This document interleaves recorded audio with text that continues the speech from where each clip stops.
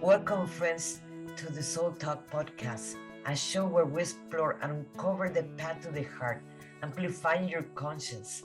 Join me as we meet incredible souls who are in this journey and learn from their experience and different methods that will make you vibrate your heart.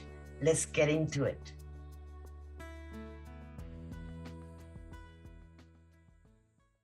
Hello, everyone. This is Monica Ramirez, the Warrior of Love. Thank you for being in Soul Talk.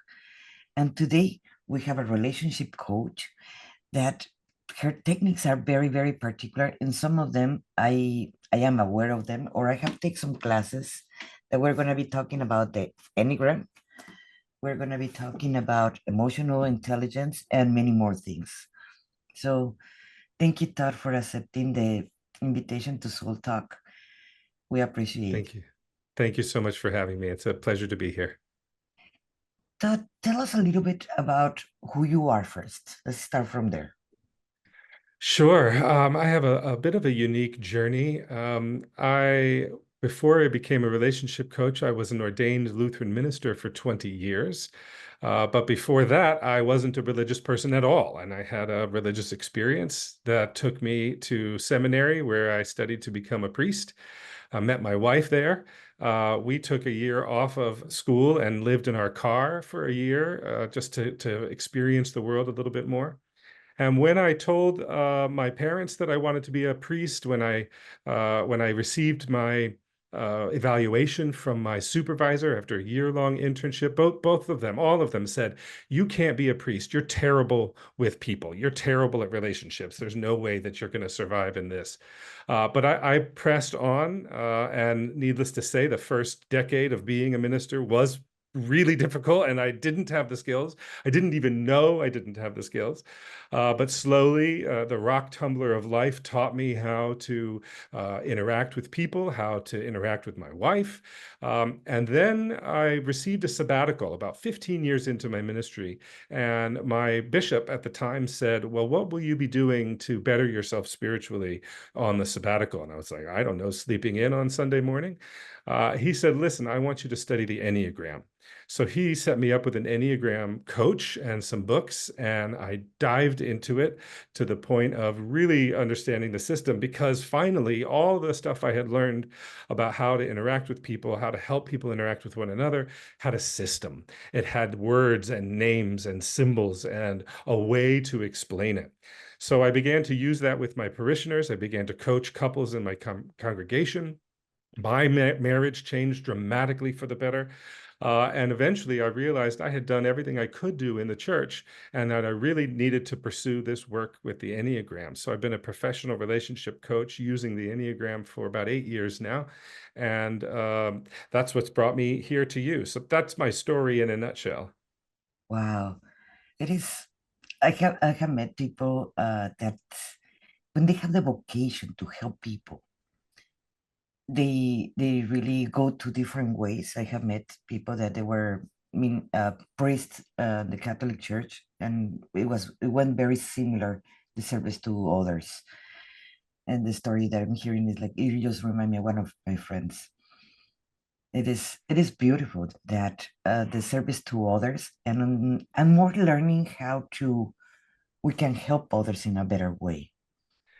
You know, I like to compare it to if you're doing poorly in math class, don't go to the student who is acing the class without doing the homework for tutoring. They can't help you.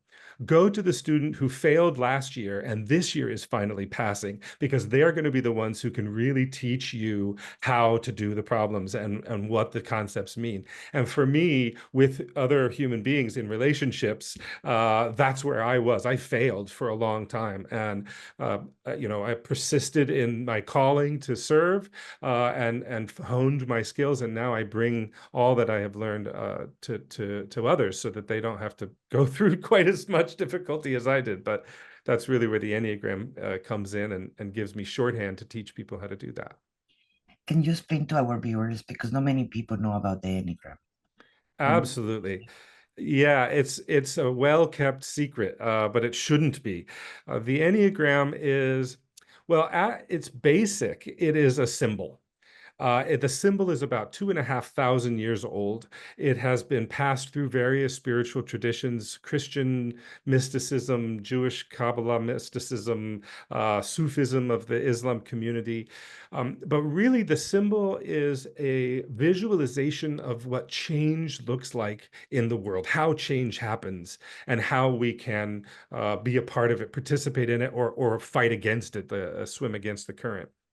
In the last 100 years, though, the Enneagram has been applied, sort of blended with Western psychology to create what's called the Enneagram of personality, where we can realize that there are sort of 9 archetypes, 9 ways of being. And Ennea means 9 in Greek. Gram, of course, is just a graph or a written thing. So there are 9 ways of being a person in the world. And when we understand what motivates us, what we're afraid of, what we desire, this sort of internal dialogue that we have with ourselves about what we're worth and what we should be doing and what has meaning, it really allows us to understand ourselves in new ways. We don't have to fight against the current any longer. And more than that, one of the things I do that is really different from what a lot of relationship coaches do is I use the Enneagram to give you a peek into your partner's world. Look behind the curtain at what their drivers are, their motivations, their fears, their needs. And it builds empathy, it builds compassion, and it gives us new ways to communicate with one another that it opens up all kinds of opportunities and channels. That is so true. Like in the Enneagram, I am an 8. Ah. So it is something that it was confusing for me when I was taking the class of Enneagram.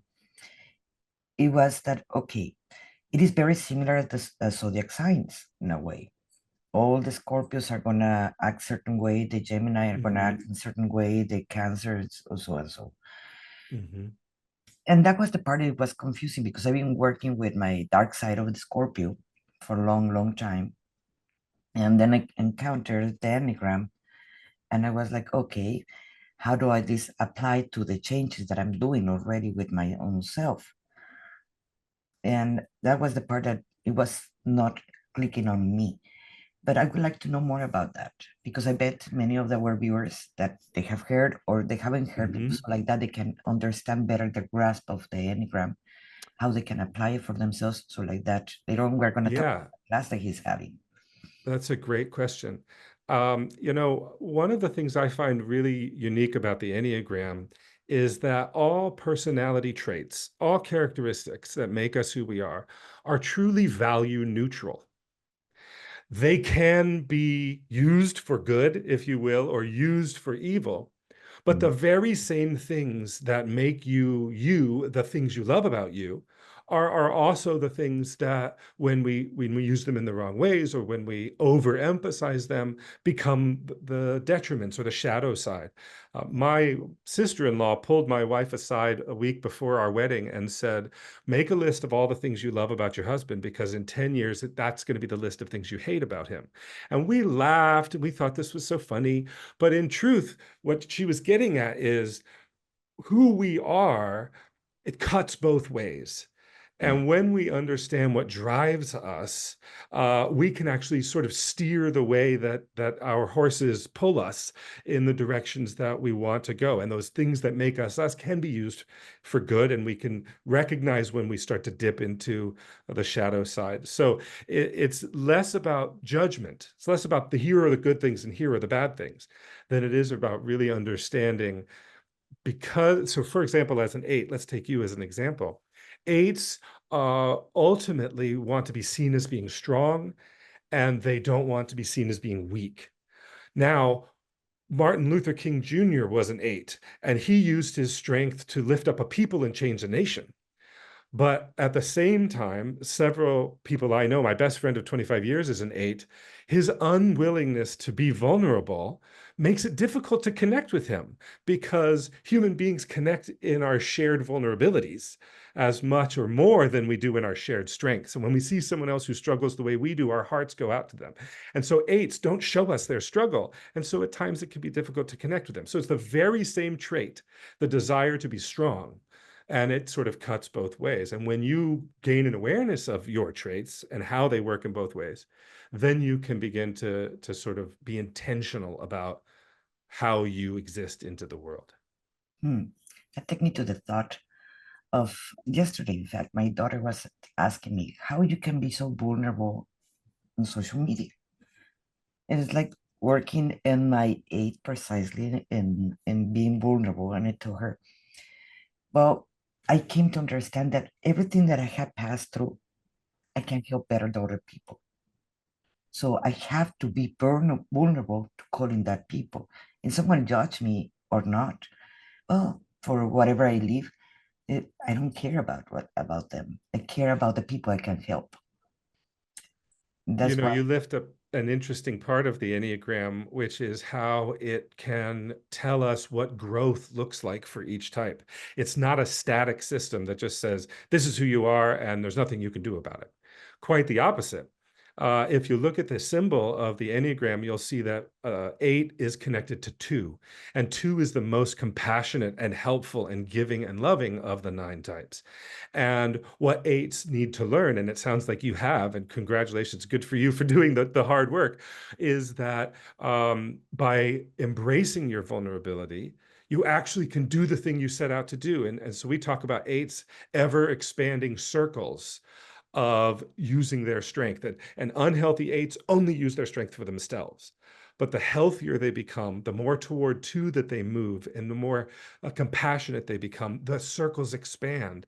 And they realize, hey, by being vulnerable, I can actually be strong for other people, and I can make a change in the world for others so that they don't suffer, because none of us want to suffer. So this path of growth that the Enneagram offers is a really powerful tool. And obviously, this is very, very helpful for couples because you understand your mate. That is going to make it so easy in the world because if you're happy at home, you're going to be happy in the world. So, Yeah, and how many of us have said about our partner, why does she do this? I can't understand. Like, why is she this way? I just wish she would change. Well, the Enneagram allows us to understand exactly why. And my wife happens to be a 2. I'm a 5. 2s are heart-centered people. Everything comes in and through the heart. Everything goes out through the heart. 5s are head-centered people. We think about things. We analyze things. And so when we learned the Enneagram, I learned to speak to my wife in ways that would make sense to her. Instead of trying to argue her with logic about something I felt, maybe about our parenting or about our finances, I would say, okay, this is going to be important to her heart. How do I speak about this as a heart thing? And in turn, she used to do this. She does the same thing for me. And so if we have a parenting issue, she'll send me an article from Psychology Today. She'll go, here's the research. Now you can learn and analyze why we want to parent this situation in this particular way. So we've learned how to talk to one another because we understand the why of how each of us is in the world. yes, that many people do not understand that we're not a cookie cutter, that We are not. being, we're different. And we understand the difference and respect the difference, how we learn, how we think, how we feel, how everything, the world will be very, very different at this point. Yeah, I think we all graduate childhood with the belief that other people are like us, that they want what we want and they think the way we think. And the Enneagram really pulls the curtain back on that. And as I said before, the thing I have witnessed for almost a decade now, as I teach individuals about their type and about their partner's type, is that it sows empathy. It makes the ground a fertile place for compassion and for empathy, because what we realize is that all of us are just trying to do our best. Now, how you go about it as an 8, how I go about it as a 5 are different. But when you see that I'm trying my hardest and I'm working with the tools that I have, there's a part of your heart that melts and that goes, oh, okay, I see why he is the way he is, and let me make his life easier, let me make her life easier. And it's not fighting against the current anymore. So it's worked not only with couples. I focus my work on couples, but when I was a minister, I taught my church board, like the leadership of the church, how to do it. I taught my volunteers how to do it. And as a community, we became more compassionate and tolerant and accepting, and we were able to work better together in programs and make things done, get things done because of this compassion and empathy we found for one another. And also, you can apply that for business at the same time. You're a leader. Absolutely. And for parenting, it's helped me to know what my children are. And they wonder, my 14-year-old says to me, well, why don't you parent me the same way you parent my sister? And I'm like, you're not the same person. You exist in the world in a different way. I'm going to give you what you need, and that's not the same thing that your sister needs. Now that's frustrating for my 14-year-old, but at the same time, I know that I'm really giving them my best and what they need the most, because the Enneagram allows me to have an understanding of who they are. That is so true. And now I would like to know, well, I know, but I would like to my our viewers understand what is the difference between empathy and sympathy. Oh, what a great question. Yeah. Well, from the Greek, the both words come from Greek, and they both have that pathy, P-A-T-H-Y at the end, which it literally means to feel. That word pathy comes into English as pathetic, like when you see something and you think, oh, and you have this feeling that it's pathetic. It also comes into English as passion. And so when you feel something intensely and that you're passionate about it, that's that same word, P-A-T-H-Y, pathy, or in Greek, pathos. But the front end of those two words is different. Sympathy, S-Y-M, like the word symphony, when a bunch of musical instruments are playing together, means together. And so sympathy is when we feel what the other person, we feel, we see what they're going through, and we have a sense of it, and we think, oh, I can understand why you would feel that way. Empathy, that em starting prefix for the word, means inside. And so when we have empathy for someone, we're not just seeing what they're going through and having a feeling for them, but we're actually moved on the inside ourselves in the ways that they are. So when you feel bad for someone, that may be sympathy. But when you wince because someone else is in pain, then you're feeling pain because they're feeling pain. That's empathy. And it's one thing to sort of cognitively understand what someone else is going through. And it's another thing when you tap into that experience yourself of joy or pain or longing or whatever that feeling might be. And for many of our viewers, we have a lot of empaths, from Mm, other psychics, and occultists, hmm. that. So they work in this field. And and myself, I am a empathic person, so I can feel what other people's, and sometimes even pain. Like, Yeah. why my hand is hurting now? Oh, who's around? Oh, that person is the one that's having that pain. Just to make an example of. Yeah, absolutely. My wife is a type two. Type twos are very frequently empaths. And among the Enneagram work we did as a couple was that because she was so empathetic, she was actually not allowing me to feel my own feelings. She would name them before I could, because I'm a head-centered person and I struggle to name my feelings. And so one of the works that we had to do was for her to learn to, okay, back up, let him feel his own feelings, let him learn to verbalize his feelings. And it enriched our relationship for me to be in touch with my own feelings. But those empaths out there, they are so intuitive about what the people around them are feeling that, again, a personality trait that can cut both ways. It's a tremendous gift and blessing to be able to connect with people on that level. But on the other side, it can pose some challenges. Yes, that's what I was going to ask you about the challenges, because there's a lot of challenges for the empaths because we connect to everything. Yeah, well, one of the challenges, as I mentioned, is not letting other people experience their own feelings. Or my wife would, as twos are helpers, so sometimes she would sort of meet my need before I even knew that I had a need. And that was stifling for me in my own journey of growth. But a bigger problem most empaths face is that they struggle to keep the world out and carve a space for themselves. So self-care is often a real struggle for people who are empathic because they can't say, no, I won't help you.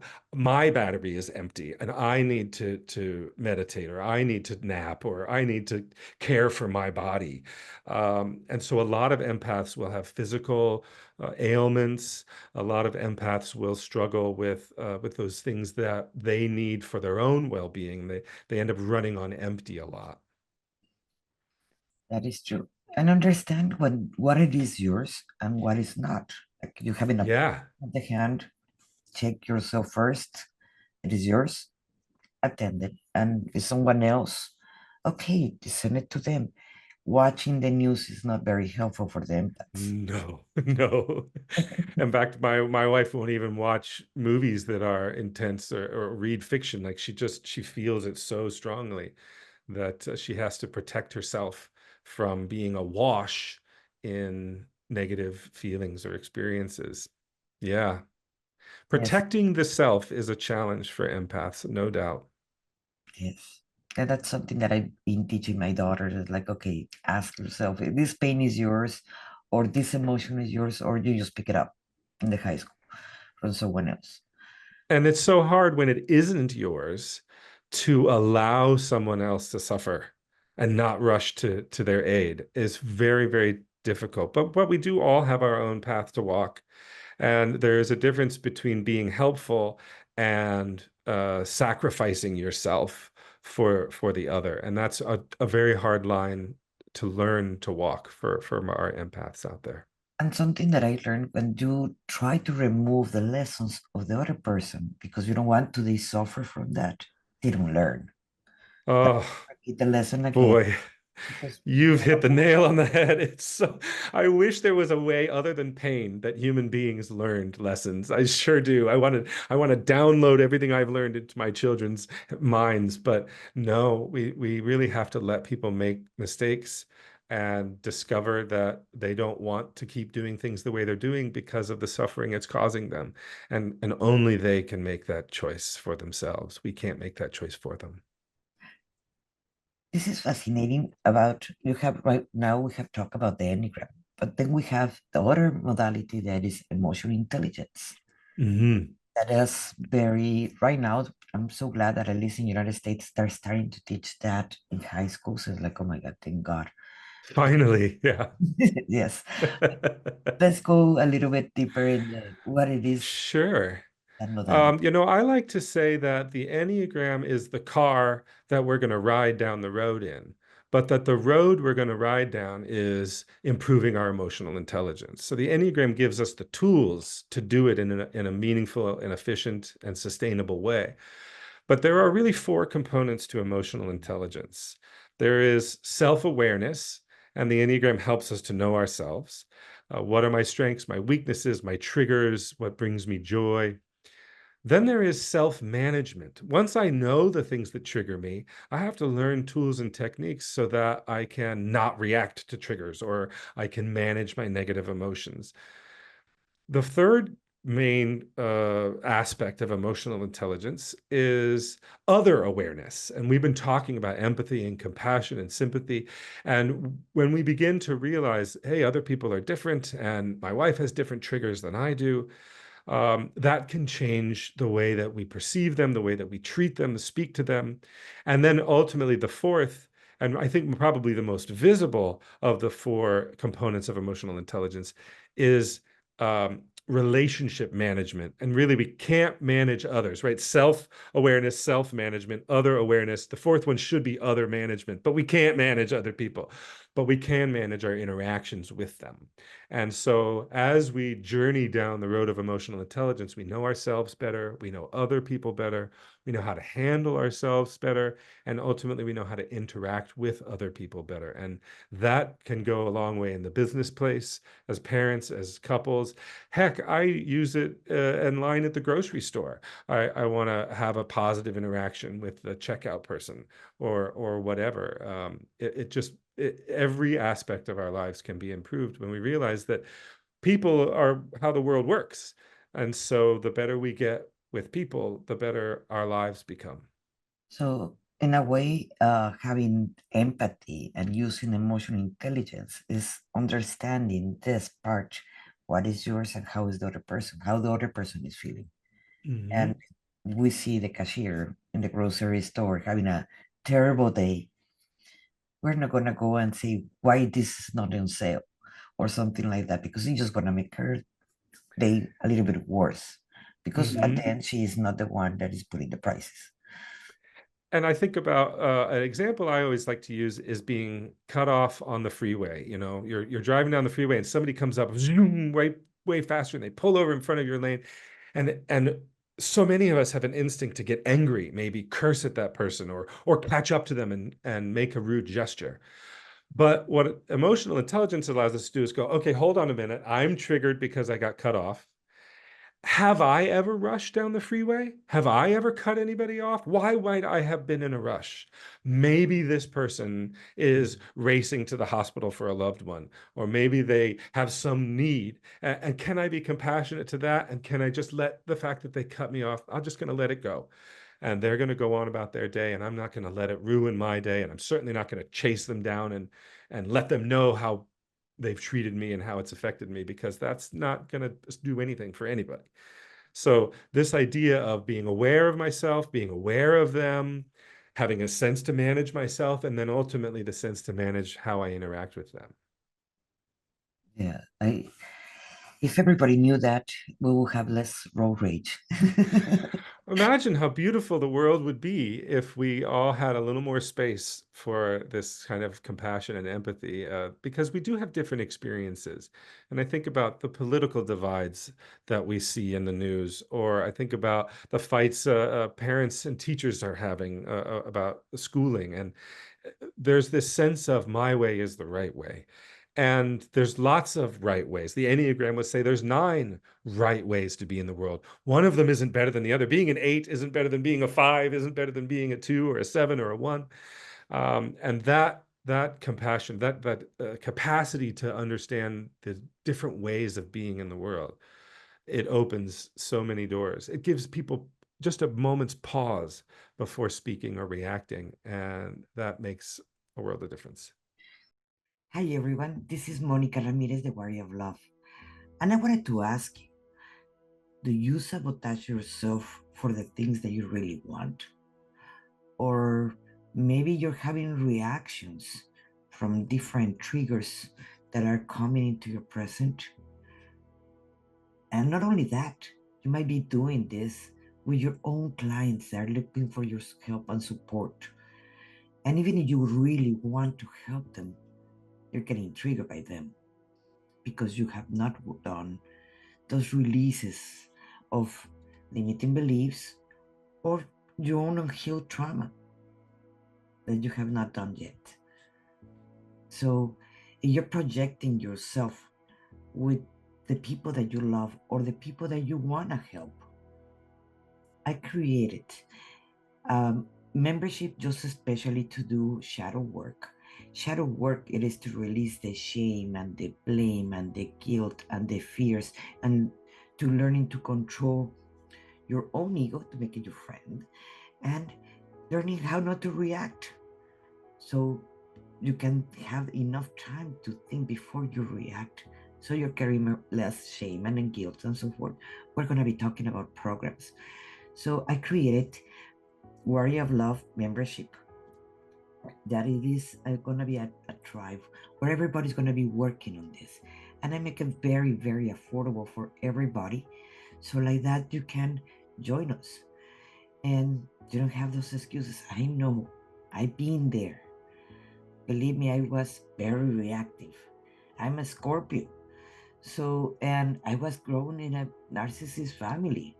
So, where everybody compete and envy and so forth, and no one can believe in themselves. And more because I come from a Latino family where a woman is just basically to have kids and to cook and clean. So I had to overcome all that to become who I am now. That I am a public speaker, I am an artist, I am a podcaster, I am a coach, and I'm living the life of my dreams. Even if that was not my beginning, where I started, When I started, it was from the trauma to releasing and healing precisely myself, my physical body, my mental body, and my spiritual body. So, if you wanted to know how we can do it together, come to the tribe. So, like that, you can do it at your own pace because they're going to be recording videos. I'm going to come twice a month with a Q&A. I'm going to have guest speakers once a month at the same time. I'm going to be doing an Akashic Records once a month. And you're going to have meditations and activations, and you can have all the replays that you want to have in there. So, and of course, you're going to have a supported community that are working in the same level. So you can talk with someone that will understand you beside of me. So I'm going to have a free talk on November 2nd at 7 p.m. Central Time. We're going to be talking about what it is shadow work, because just the name, many people get scared. But it is, but we're carrying that shadow, that shame, that blame, that guilt, those fears until you release them. And that it is a choice where we're going to be talking about. So come over, it is completely free. And then after that, on the 11th, we're going to start with a membership. So let's start all together, because you don't have to do this alone. We can do it together. You can have the support that you want. I am a NLP practitioner. I am also a hypnotherapist, certified BQH. I am also belief specialist. I am also a certified life coach, master channeler, and Akashic Records reader. And I'm gonna put everything in there that I know, that I have worked with myself. So like that, you can overcome all that too. Hey, you don't have to do this alone. I wish I knew this when I started my work. So come over. November 2nd at 7 o'clock. It is completely free. It's just a talk about how we're going to proceed and what it is shadow work, that everybody hear it, and just the name is kind of scary, shadow. Yes, but until we love the shadows inside of us, we're not going to release that. So come over. My name is Monica Ramirez, the Warrior of Love.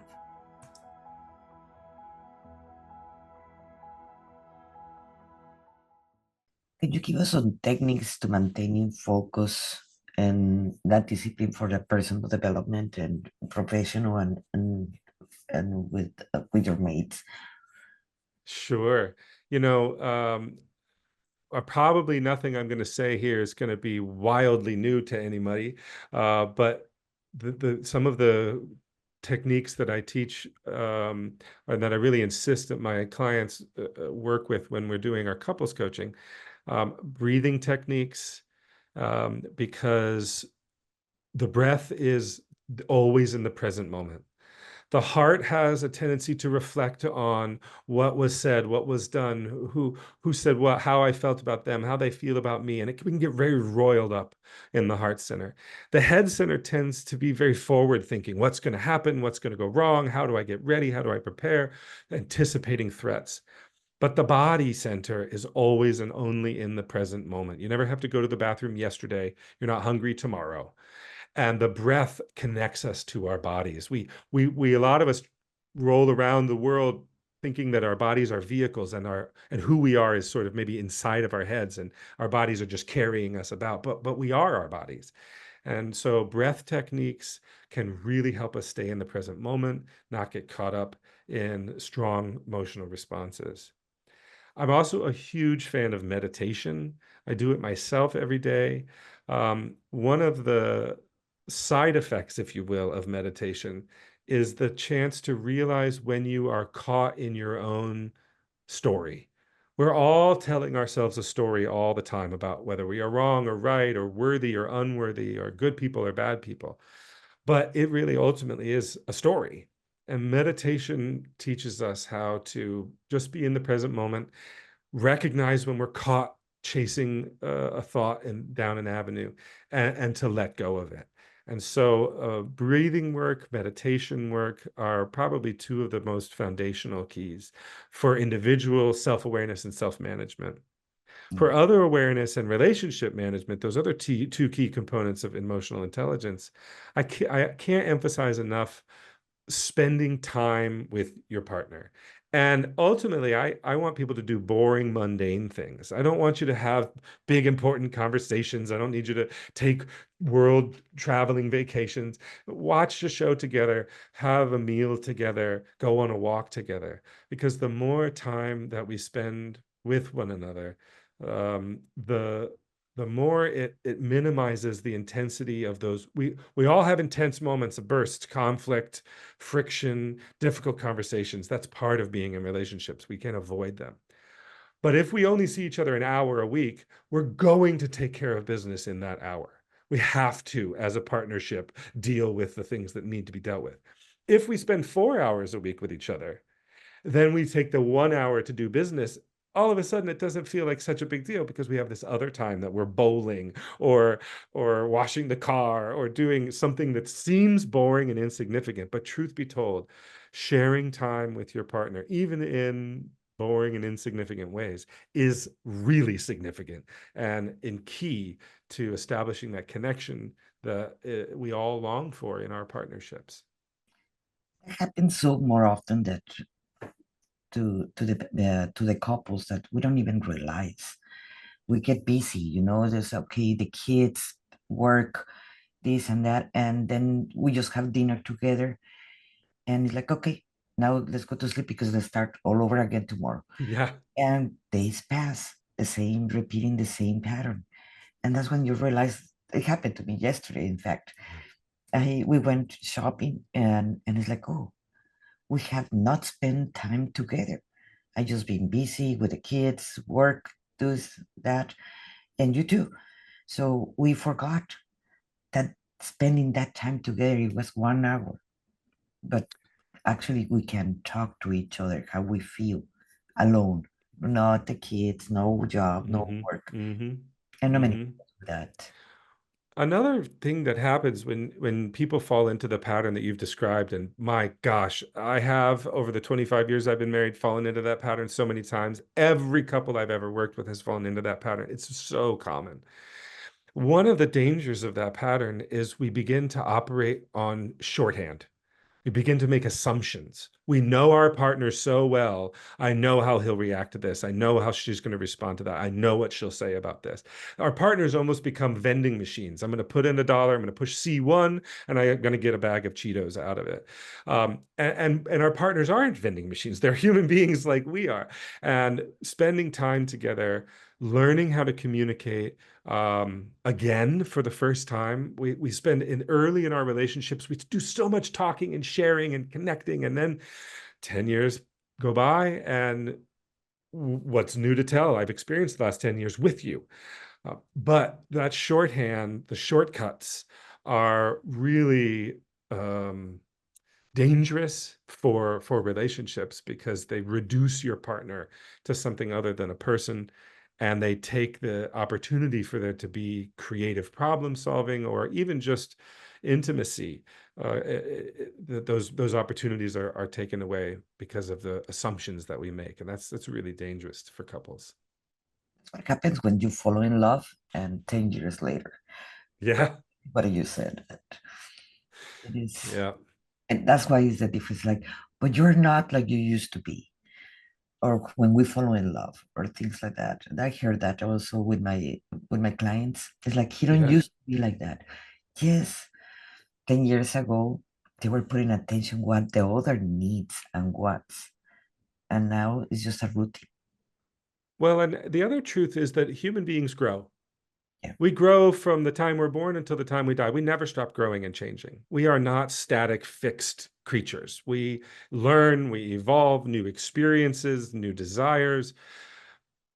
And the choice we face as a partnership, the choice every couple faces is, are we going to grow together or are we going to grow apart? There's no option about whether or not we're going to grow. We're going to grow.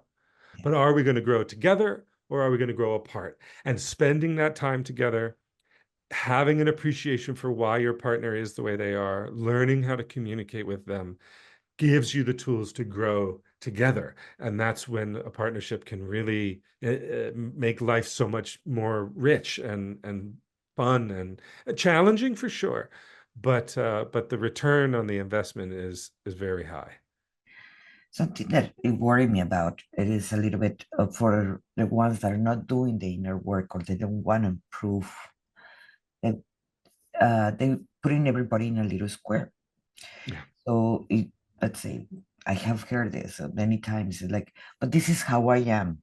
So they have to accept me just as I am. Just put a you're of 8 or 5 or 3 or any of the numbers, and this is who I am. So they have to accept me just as I am. That is not giving time to improve in your own defects. How would you work with a couple with those issues? It's like they have to accept me just as I am. And more in the that's Latino community where I come from, mhm, the macho mentality, it is this is the roles, and they're again in a square. mhm. Uh, That's a great question and a common problem. I'm glad you brought that up.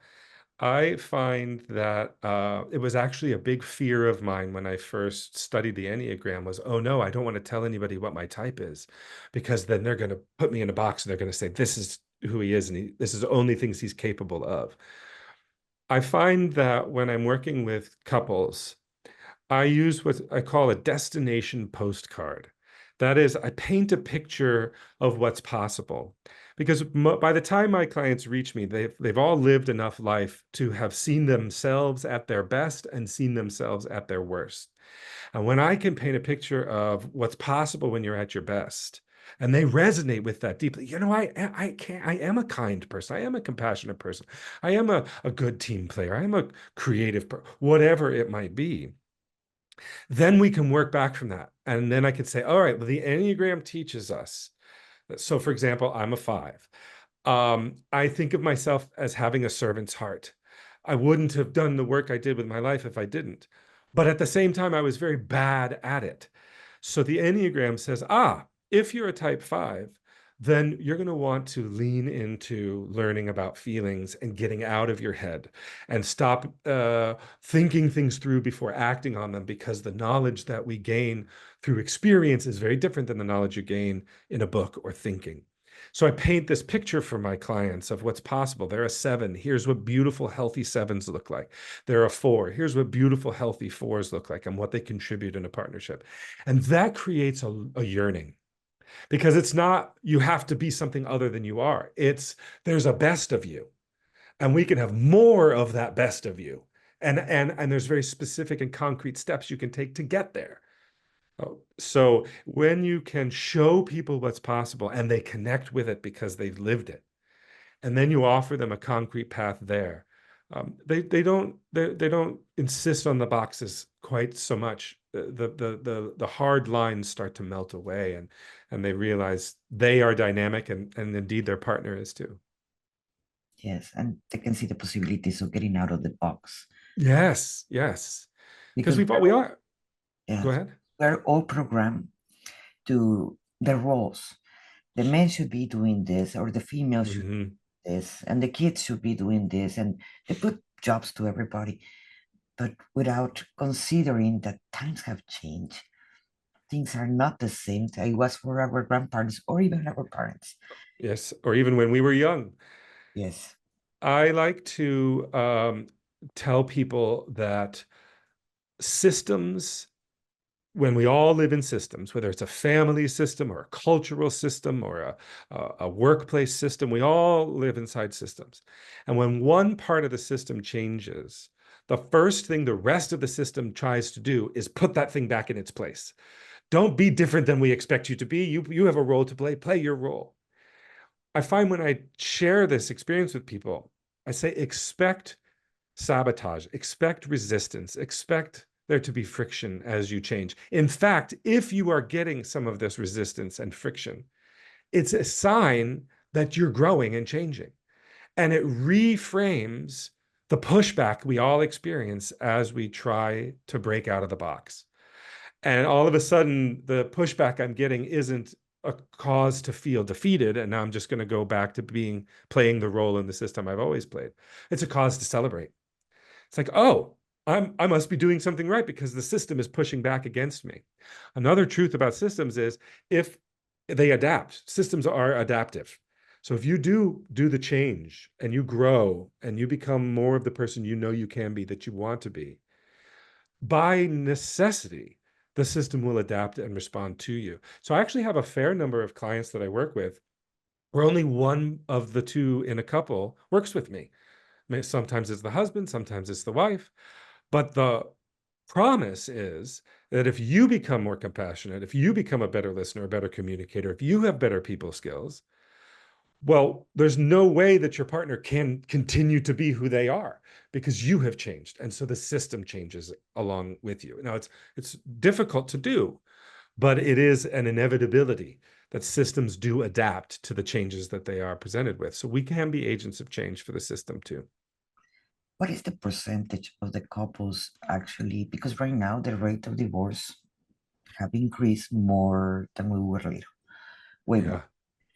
And what is the chances that when we receive couples that they want a therapy, they come like, you know what, I need to fix this with my mate.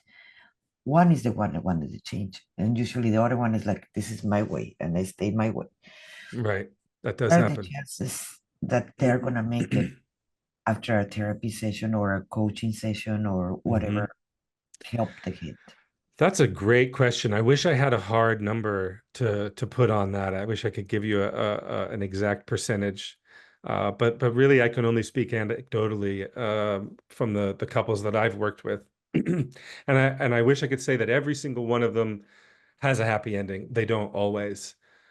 Sometimes what a person discovers in the work that we do is that the person they want to be, to meet their own needs, to be healthy, to live the life that they feel like living, means that it may be the end of this relationship, and that does happen.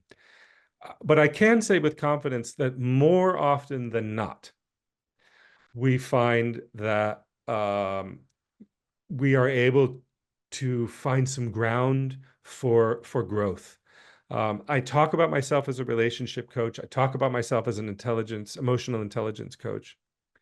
One of the things that makes my program really different from a lot of other couples work out there is that I do one-on-one work with both parties as well. So there are joint sessions where the three of us are working together, but then I do sessions with just the husband. I do sessions with just the wife.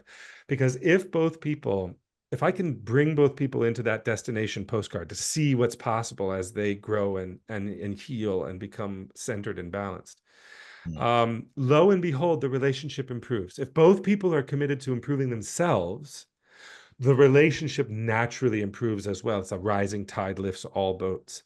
So, yes, it does happen that somebody just plops down and says, well, you can go to the coach if you want to, but don't expect anything from me. And sometimes that person discovers that there's more life for them outside of the partnership than inside the partnership. But that's Because certainly not the norm. something that I also we noticed more after the pandemic, that it was more violence, domestic violence at home, Hmm. and the Hmm. narcissist word came out more. And it's a mental illness, narcissism. Not everybody has narcissism. Just to clarify with everybody, I understand what is the word means, and unfortunately, we find it in different people. It does happen. And usually, narcissists are not willing to change because they're already perfect, and it's the fault of everybody. So, Yes, and I'm not a mental health specialist, and so when I come across cases like that, I do refer people out to those who have the capacity to diagnose and treat mental illnesses and that sort of situation. And you're right, it does happen, but it is a small percentage of the population. What the Enneagram helps us to see is that just like the Enneagram paints a picture of what's possible when we're healthy and balanced and centered, the Enneagram also gives a very good picture of what we look like when we're under duress, when we're stressed out, when we're crunched. And in the same way, when I'm able to help people go, you know what, this isn't all that you are. This is you under extreme stress, like the pandemic. This is you in a tight spot. Can we work to bring you into a better space and watch that the good things about you just blossom and grow and come out? And so, there's a lot of how might I say, inspirational work in the Enneagram and in the work I do with couples to helping them see what's possible. So often when I meet couples, they are in a hopeless spot where they feel like this is all there is. It can't be anything different. The only other choice is divorce. The only other choice is separation. But the world really isn't that black and white. And so a big part of the work that I do with people is to realize these circumstances that they're in, to take control and be agents of change in their own lives. And we can really turn things around, both for the individuals and then subsequently for the couple. It's a beautiful thing to watch. I know you have a program right now, right, for couples. Can you tell us a little bit more? How do you work in that program with couples? Sure. I call it my relationship renewal program, and it's 16 weeks. And in that 16 weeks, there's actually 24 sessions because there are 8 sessions that are the three of us together. There are 8 sessions where it's me with one partner, and 8 sessions where it's me with another partner. And I don't promise that everything is completely turned around in 16 weeks. That would be foolish of me to do. But what I do promise is that you will think about yourself and your partner differently, and you will talk to your partner differently. You will have some tools and skills. Now, most of the clients I work with choose to stay on with me after that 16 weeks to continue the work. But I really shift after that 16 weeks into a role of support, like a physical trainer. I'm like, okay, show me your form. That looks good. What is it time to add more weights? I keep them moving and give them exercises. In the program itself, in that first 16 weeks, you gain the language, you understand what the Enneagram is, what your type is, what your partner's type is, what the two types look like when they're both healthy, when one is unhealthy, when both are unhealthy.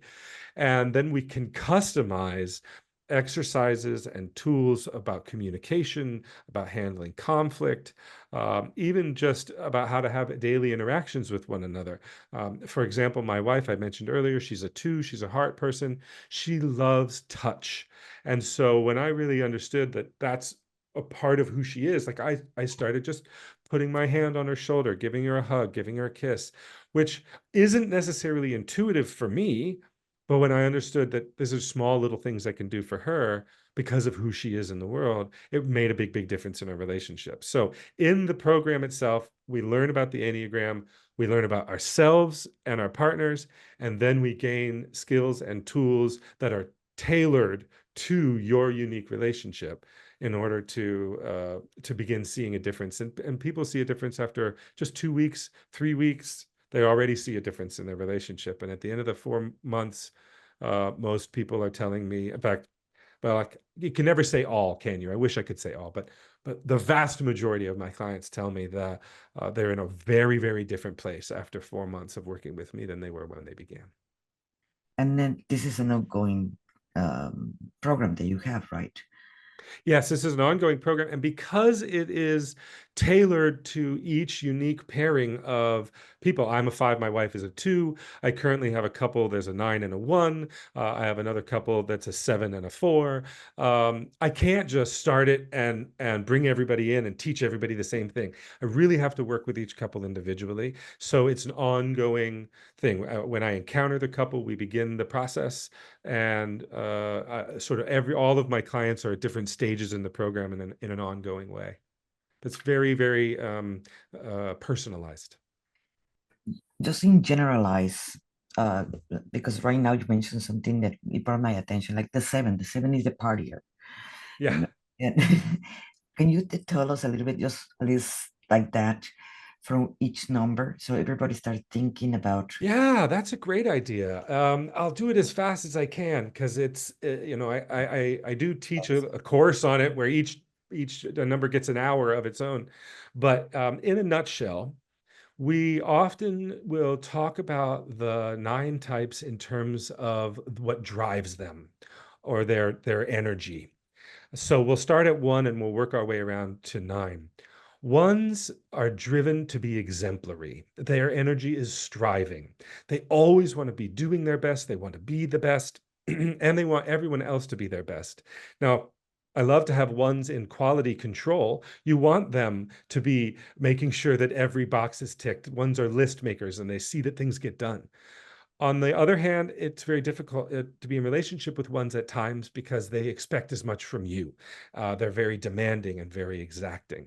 So we call ones the exemplary, or some will call them the perfectionist. I don't like that word because I think it has a kind of a negative connotation to it. So I like to talk about ones being exemplary.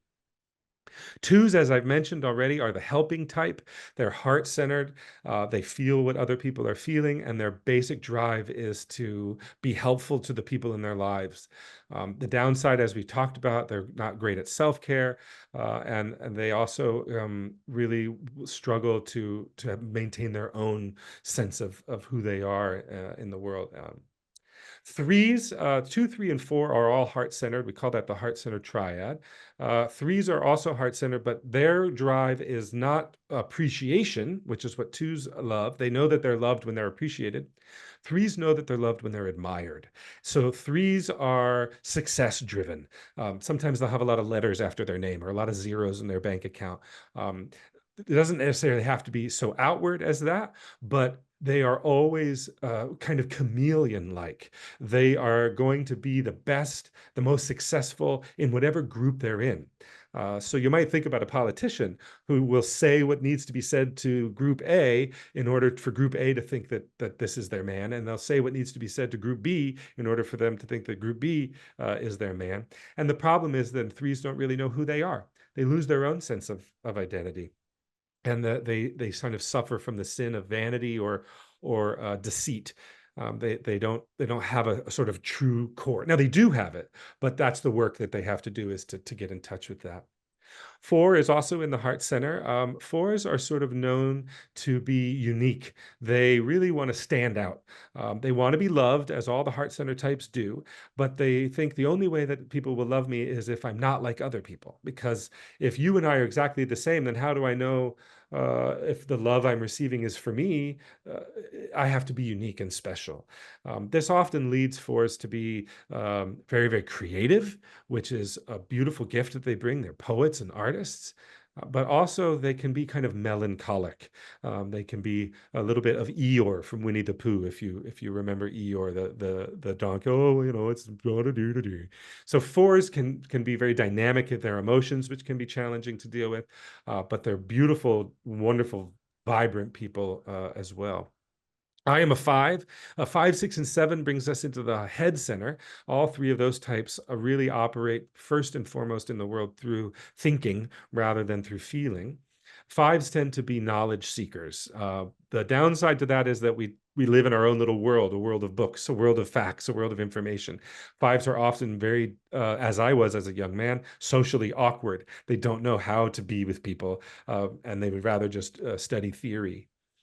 The upside of fives is that when they learn about how the knowledge that is experience, they can bring that knowledge into the world in ways that is very insightful. They can help other people to understand complicated ideas and bring them into sharp focus. Sixes are also in the head center. Their big sin, if you will, is fear.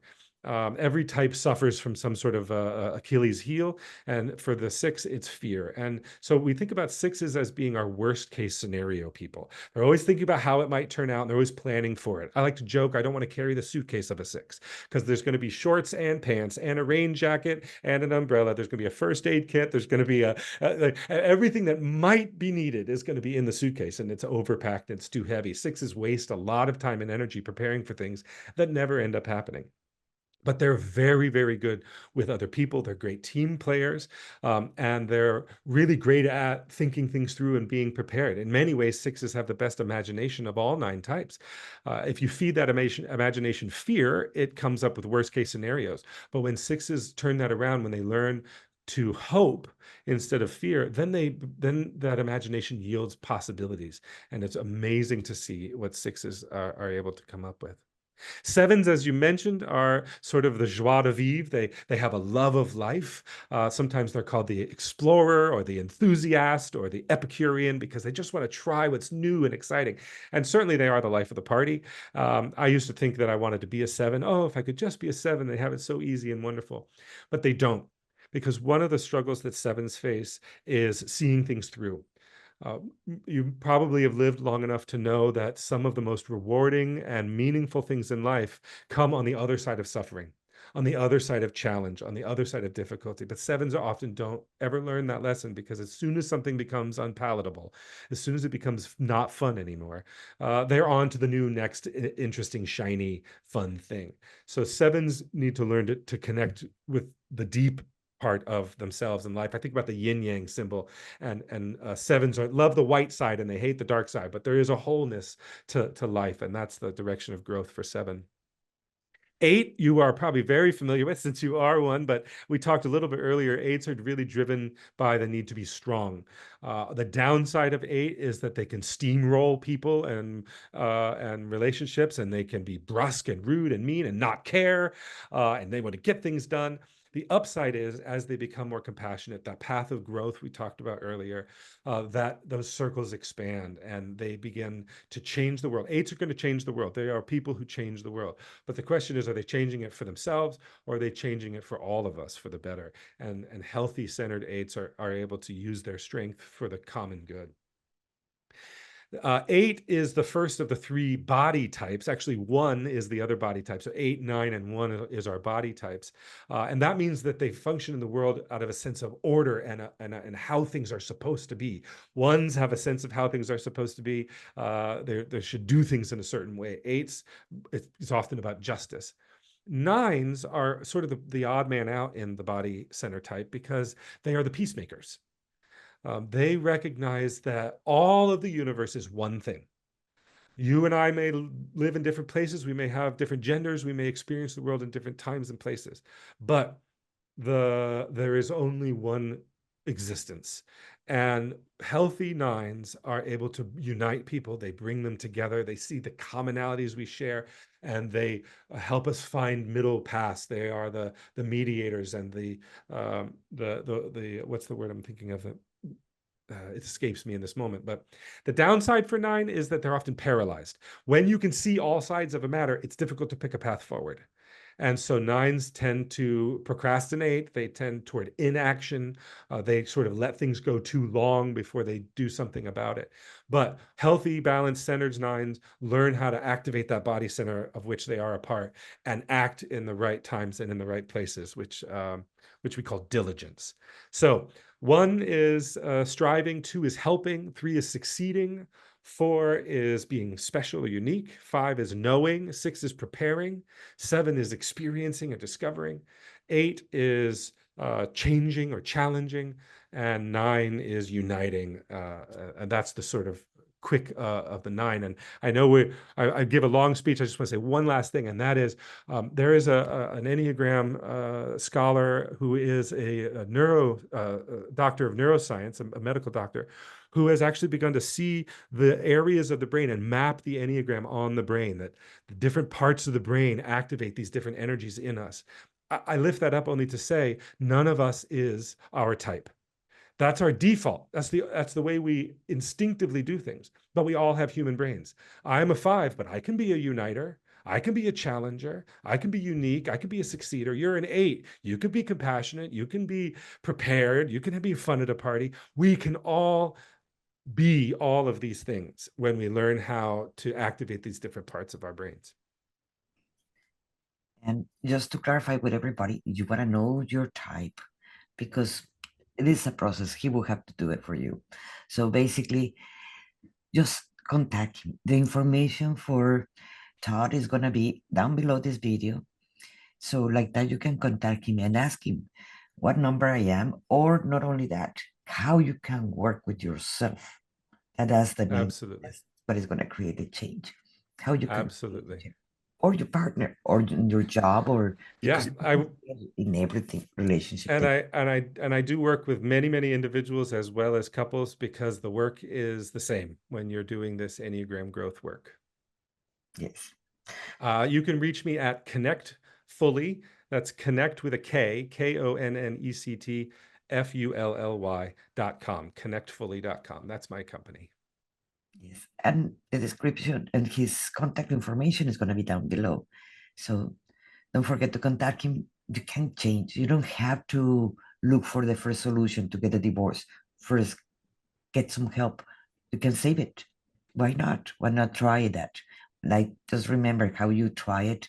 Okay, let's get married. Now, how about let's go and fix it and see if this can work for you and your mates or your relationships and your job with your employees. If you're a leader, it can work. So this is more tools for you so you can create a change that you always dream of. Thank you so much. Thank you so much for having me this afternoon. It's been a lovely conversation. Thank you, Todd. I really, really appreciate you.